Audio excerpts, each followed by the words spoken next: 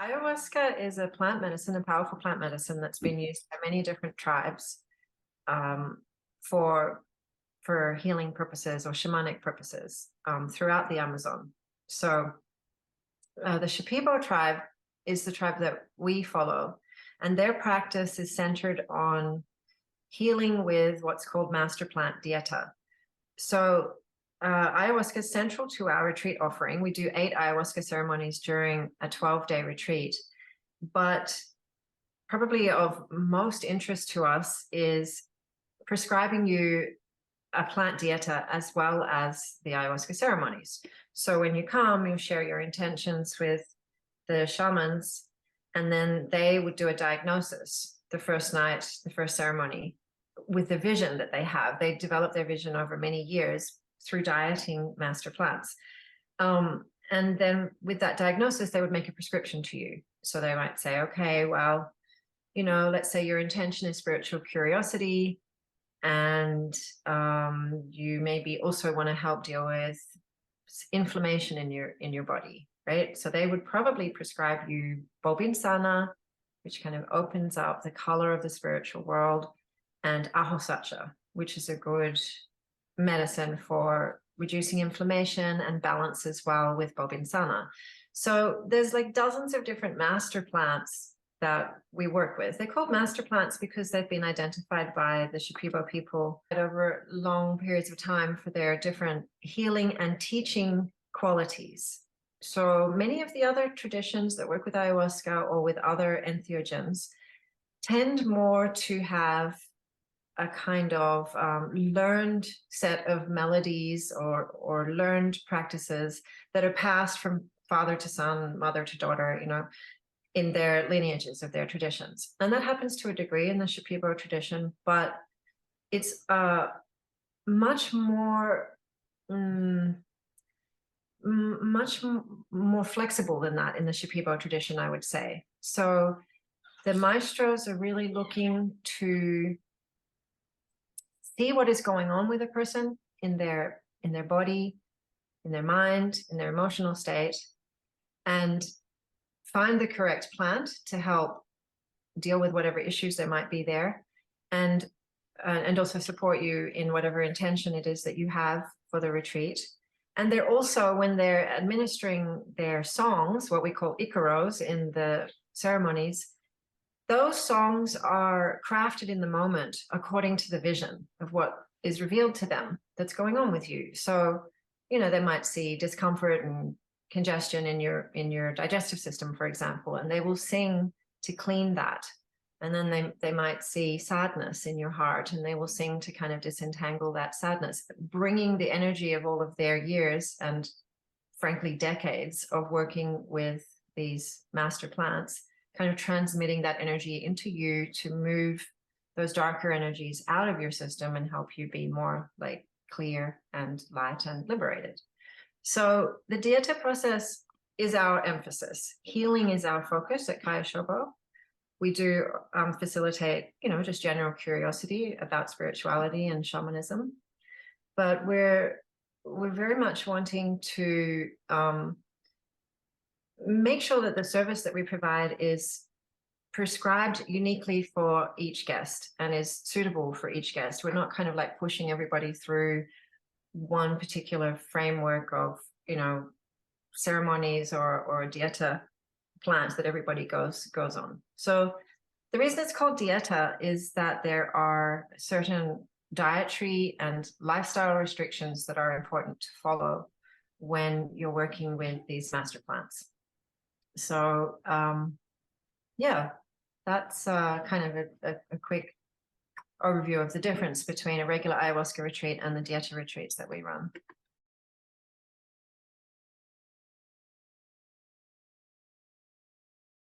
So the 12-day retreat includes 8 ayahuasca ceremonies. Our programs usually start on a Monday, and we do ceremonies on Monday, Tuesday, Thursday, Friday of both weeks.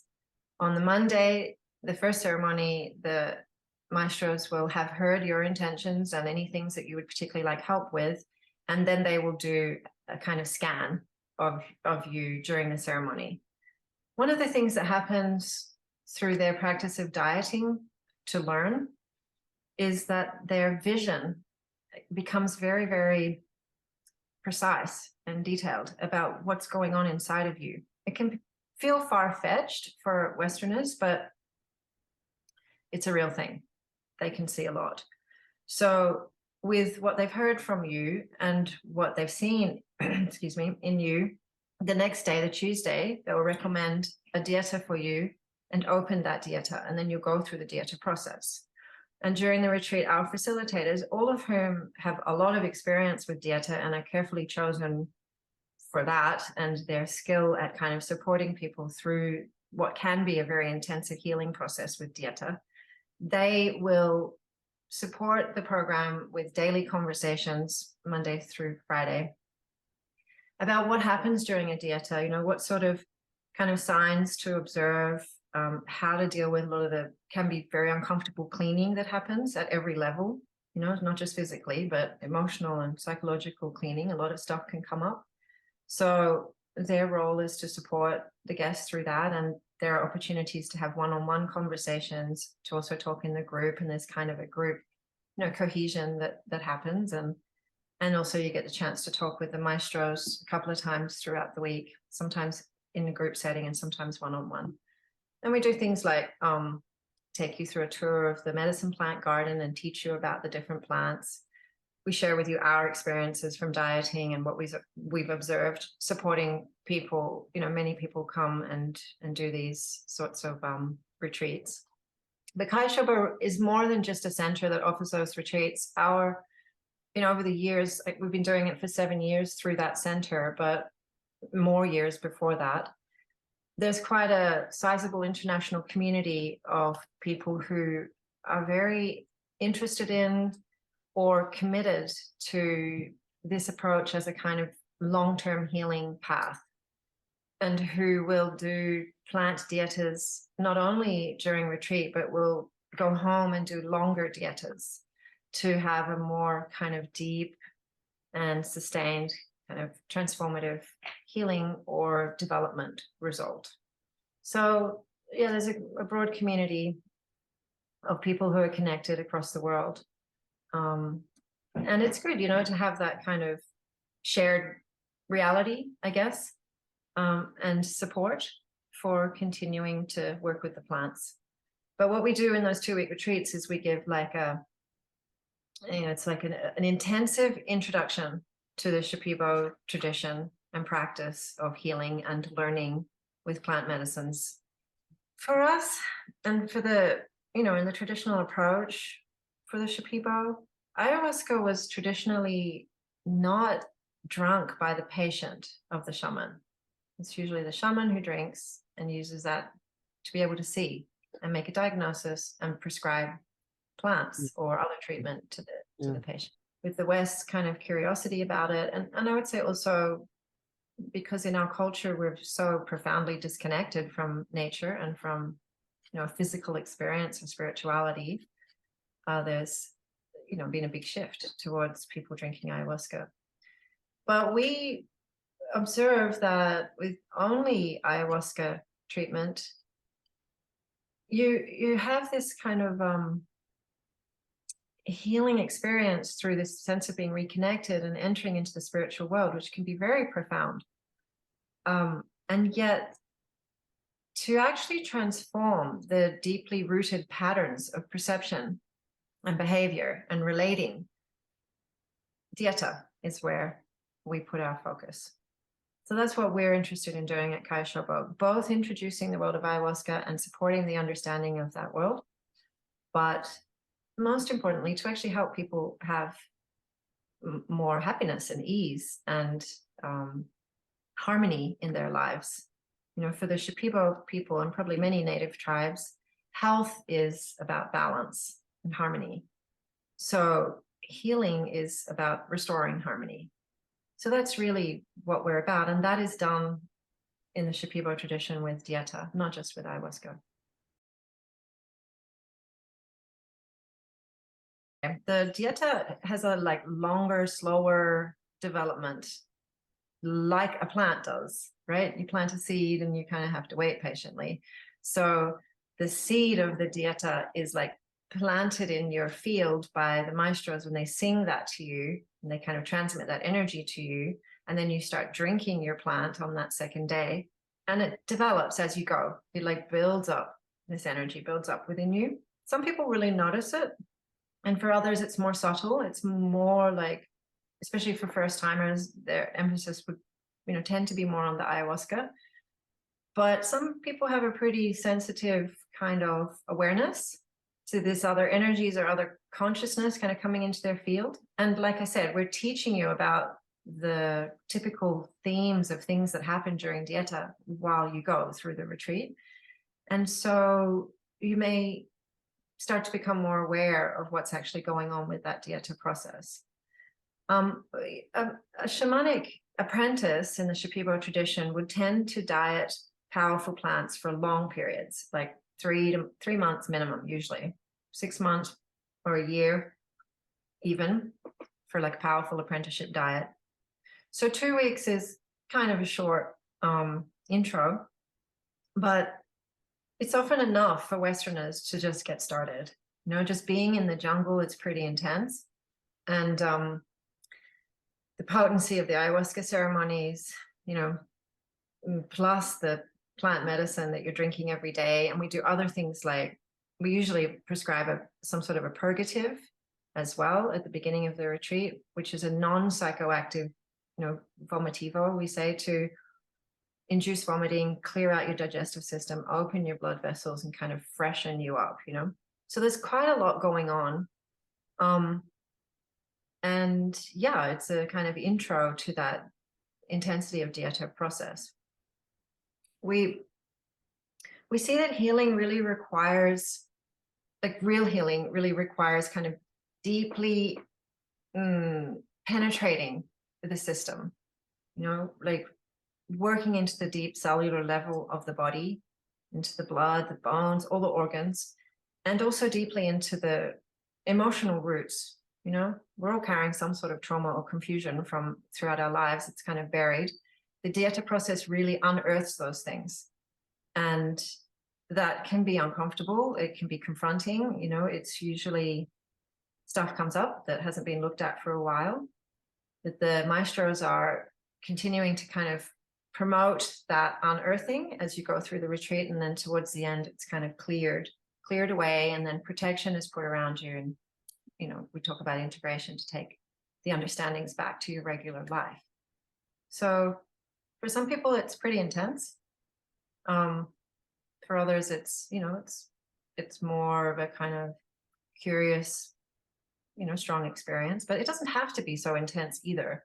Like some people are pretty scared of ayahuasca, and that's understandable. It can be very strong, and prefer to just maybe touch in and drink just a little bit, and are more drawn to working gently with the plants. Other people are really up for it and want to go deeply. We want to ensure safety and stability, but if a person demonstrates that they can hold the medicine, then we're happy to support them to have strong experiences, but without pressure for those who don't want to, you know. At the moment, our maximum is 11. We used to have a lot more, but with COVID, we decided, you know, to kind of give people more space, more personalized attention. We shifted things around a bit. 11 feels like a good number for us at the moment. It might go up to 12 soon. We're building a new tambo. But with 11, each person has their own private space, you know, for isolation and resting, and has more space in the maloka. But the maloka is a very grand, you know, 40-foot diameter, beautiful structure. So with 11 guests, we probably have 2 or 3 facilitators, 2 or 3 maestros or maestras. So, you know, you've got about 17 people in the maloka. There's still quite a lot of space between each person. And a lot of, yeah, it's not too much energy going on, you know, like in the off season, we don't always fill up. So we'll probably have, you know, between 5 and 10 from late spring through to early fall. And then from fall through to spring, it does get, we usually full, we usually picks up. No, I don't think it's that. It's actually really pleasant down in Peru. I think it's because most people want to have fun in summer. You know, most of our clients are from the north to be recreational with their family and friends, you know? So, yeah.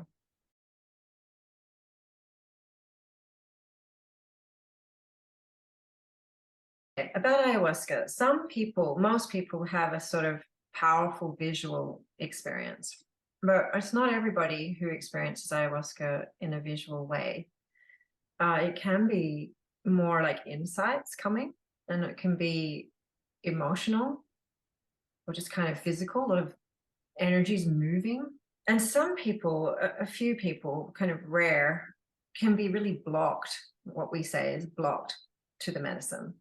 And there can be different reasons for that, but usually everybody's a little bit blocked in the beginning, or most people are. And then within a couple of days, it starts to open. If you have strong enough medicine, which we do, our medicine, we usually like it strong. But occasionally there can be a person who's really blocked, you know, more over the long term. And the shamans see different reasons for that. It can be kind of ancestral stuff. It can be trauma that's a bit too shocking to the psyche, you know, just too much fear kind of holding the system locked. But what you eat and how you prepare for the ceremonies is very important, because things like salt present a block to ayahuasca. And there are other things as well. But definitely there are plants that are more in the Dieta space, which help to unlock blocks, you know, that really help to kind of, well, depending on what type of block it is, but really help to kind of blast things open. And with shamans who have a lot of knowledge about Dieta and carry a lot of master plant energy in their bodies and in their songs, I would say that in general, you can penetrate much more deeply through those sorts of blocks. Sometimes, like I said, a person will still be blocked for a long period of time. But yeah, just ayahuasca on its own. So we have an article on our website which talks about ayahuasca versus master plant Dieta and how it's perceived and used in the Shipibo tradition. But typically for the shamans, ayahuasca is a diagnostic tool. It provides like a kind of access or like portal through to the shamanic world, or to that realm of being able to see energies. And both of the patient and of yourself, right? So this kind of vision. But it's not typically used as the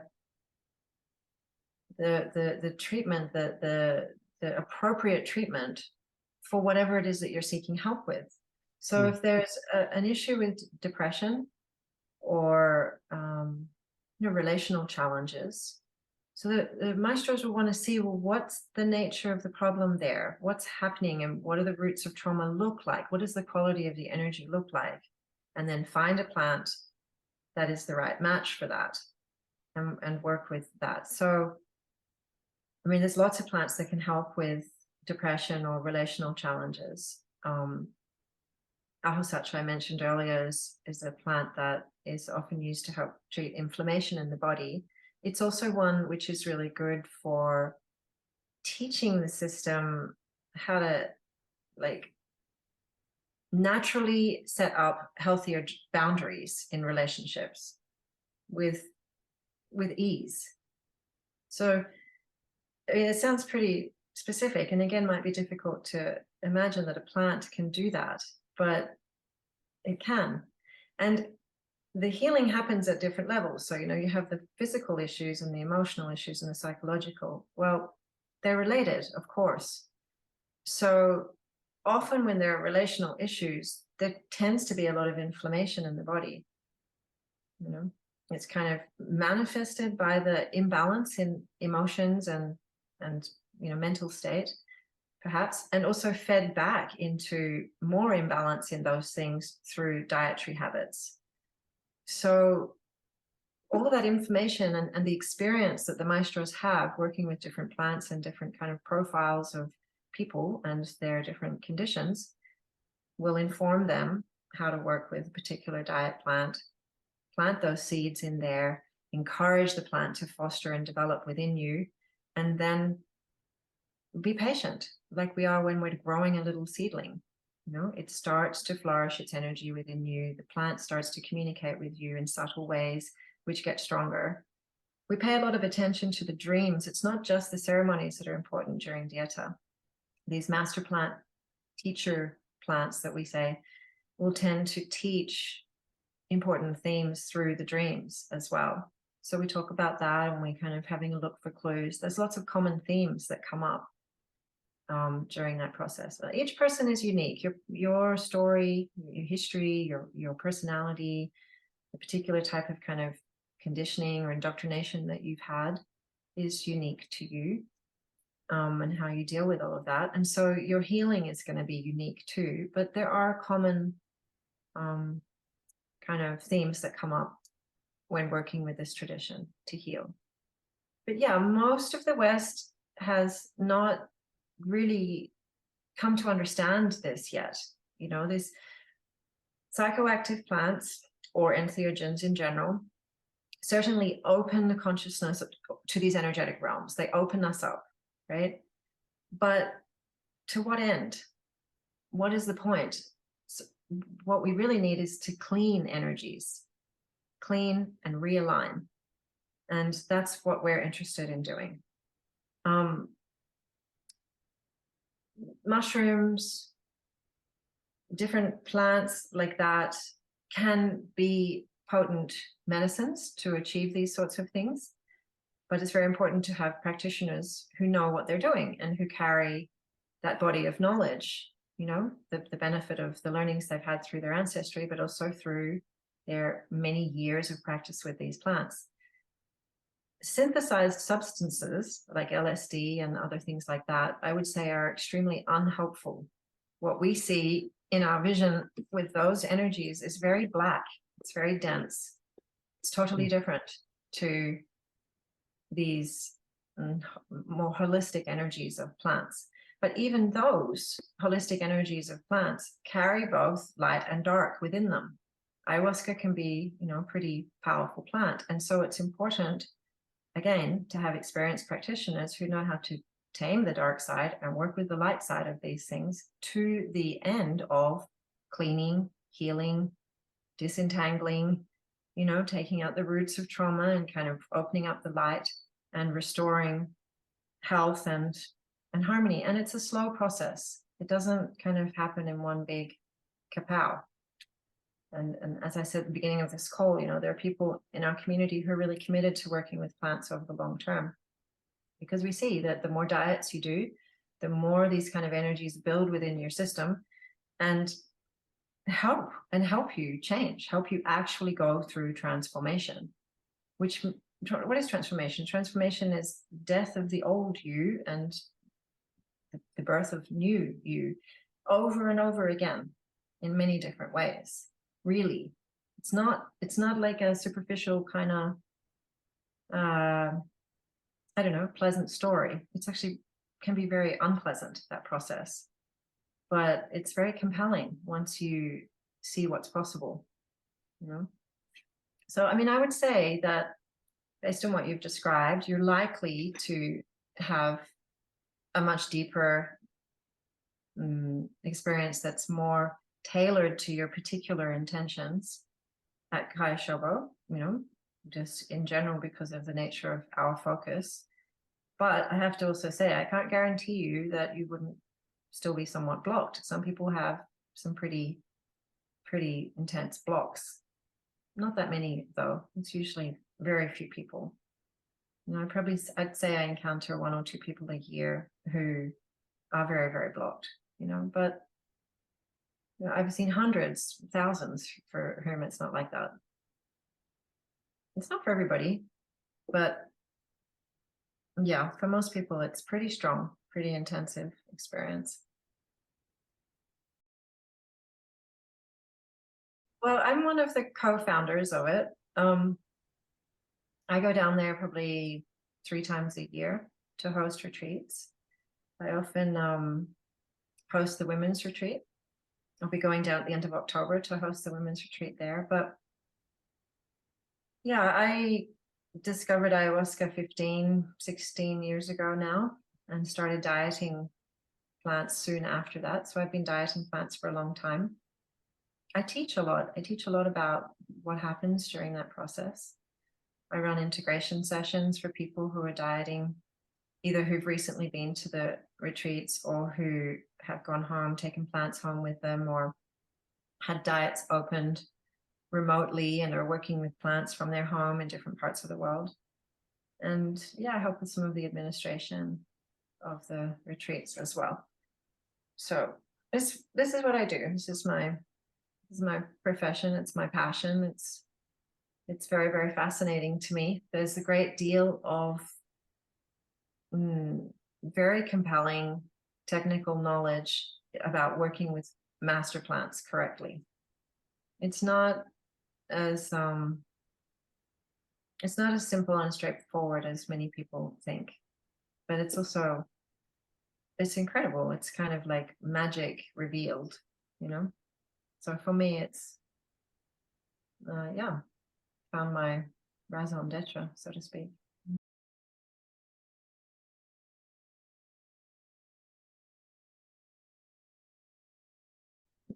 Shipibo, there are a lot of practitioners in their tribe. You know, it's a tribe of about 50,000 people with lots of little villages along the Ucayali River, different parts of the Amazon River system. And they have large families, you know, and the shamanic families usually have quite a few practitioners in each family. There's not really enough Western work for all of them, I would say. Certainly those who are more disciplined with their dieting practice and develop more skills are in higher demand from the Westerners because their songs are better, the results of their treatments are more effective. When our maestros go home to their villages, they continue treating people in their communities. But like anybody, they want to bring abundance to their families. And this is an attractive way for them to do it. The shamans like working with us, the ones that do, because we understand their tradition and we seek to understand it more and more and more. We respect it enormously. And that's more comfortable for them to work with that. It is kind of weird for them, I would say,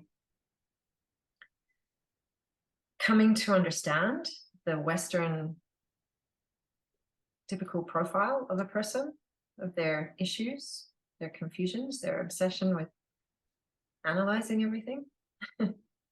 And also traumas that are very difficult for some of the Shipibo people to even comprehend.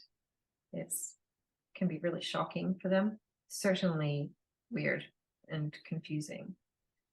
And that's, I guess, where we see our role as facilitators is bridging these worlds, helping them understand the sorts of things that Westerners go through. For them, the profound disconnection from nature is a bit baffling. And the sort of questions that come with that, you know, like, I give an example of a guest asking a maestra, can you diet love? And the maestra is being quite like taken aback with the question, and then finally leaning forward as if teaching a little baby that, and saying, nature is love. The sun is love. The sky is love. The wind is love. The rivers are love. Love is part of everything that's living. So in a way, yes, you can diet love, but we diet particular plants that help develop love, but have other qualities as well. So, but for them, it's pretty surprising that we might ask a question like that we don't understand in an embodied way, the love and wisdom that lives within nature in the way that they do, right? So yeah, there's a lot of bridging, but I think that they really appreciate having the opportunity to administer their incredible knowledge in a space where it is really seen for what it is and respected and facilitated well. I think that's important to them. And I think that's why they have this annual gathering, the Shipibo people, called Anishati, which is like big party, big festival. And one of the things they do during that annual gathering, it goes over a few days, is they talk amongst their leaders about the best centers to work at. And they like working at us. They've named Caya Shobo as a place where it is good because we understand, you know?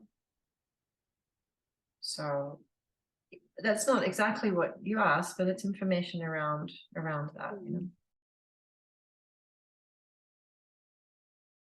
We don't have nonprofit status, but we run it as a nonprofit. Absolutely. In fact, we're going to have to change our model a little bit.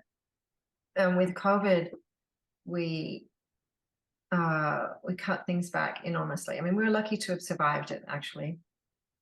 But that it wasn't just for the space. It was also because we're pretty exhausted. We'd been running nonstop, and you know, like many small businesses, reached a point where we were kind of in overwhelm. You know, we weren't making much money though. We didn't really understand what was happening. We had a buffer that helped us survive COVID. But so then when we decided to redesign things and have less retreats and less people, we've been able to kind of make it through, but our quieter months have been very, very thin. And that's not really sustainable. We definitely want to have some sort of a buffer for the future, but it's an organic thing. We've always approached it organically. We've had many, many people over the years come and want to throw big bucks at us and do big marketing and, I don't know, hand off the sales responsibility to others or double or triple the size of our facilities. And we've always just been very clear that that's a no for us. It's all about the medicine, you know, honoring it, honoring the tradition, honoring the sacredness of what we do, and making sure that we're learning to the best of our capacity how to do it better, you know, how to be better. So yeah, we don't have official nonprofit status, but it's run like a nonprofit. Yeah.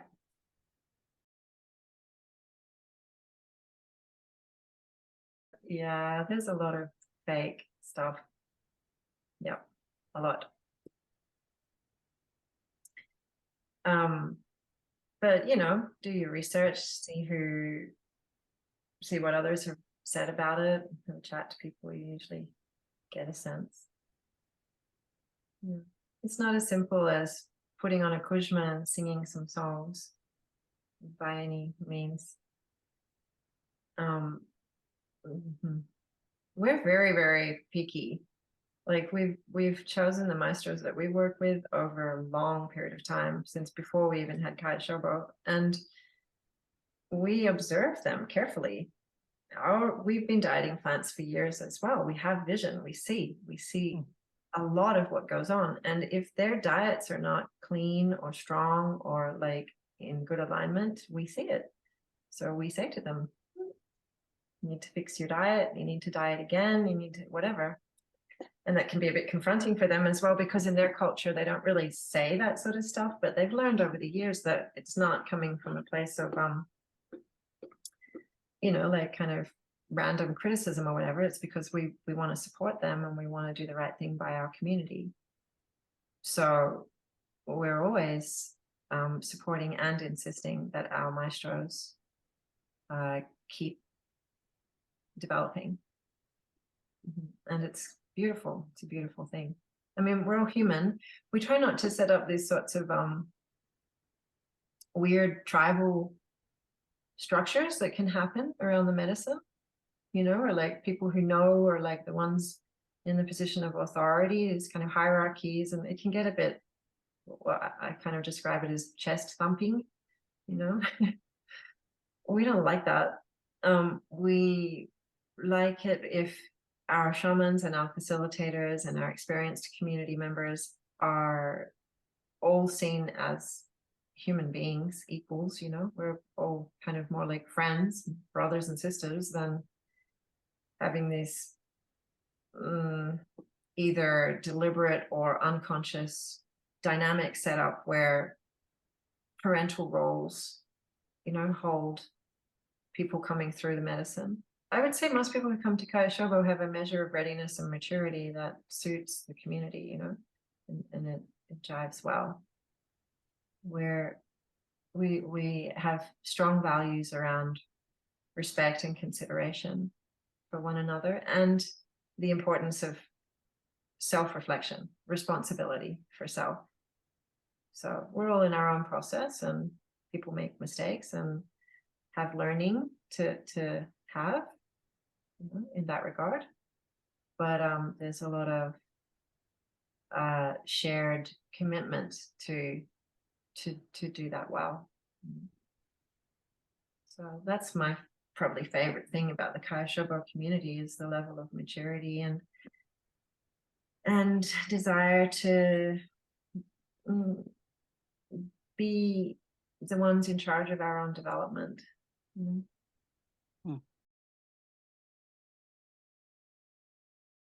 Why did we come to be?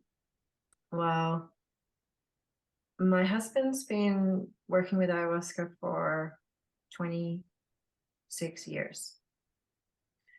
I met him 16 years ago, and I met him around the ayahuasca retreat. He wasn't hosting the retreat, but I attended and he was facilitating. We were bringing groups down to the jungle from about a year after them together, and we were looking for places, that really had a genuine commitment to working correctly with the medicine. And we found a couple of places, but then one of those places came up for sale, and it was kind of serendipitous. It was a moment when we felt like we really needed a home base. We didn't have the funds to do it ourselves, but we borrowed some money and we went into partnership with another couple, and we set up Caya Shobo together. That couple, one by one, moved on to other things in their lives, and another partner came in. So now there's myself, my husband, and another person who are the directors. And over the years, individuals that we've been working with and getting help with to facilitate, who are also really, really committed to dieting, have grown up with us, in the running of the place. And I would say probably within the next couple of years, the governance will change again. We'll probably have another couple of young people come onto the board from that team. But at the moment, we have a team of about 20 facilitators, mostly from the States or Europe, who are part of the Caya Shobo family, Also the local workers, our security guards, our builders, our cooks, our medicine maker. I mean, these people are our family to us. We take care of them, they take care of us, we take care of their kids. If they ever have, accidents or medical emergencies, it's very important to us that they know that we're there for them. We're, again, very picky. We had some challenges in the past where we were naive about doing business in Peru, and we were taken advantage of. And that was another reason for trimming down our operations so that we could have a better,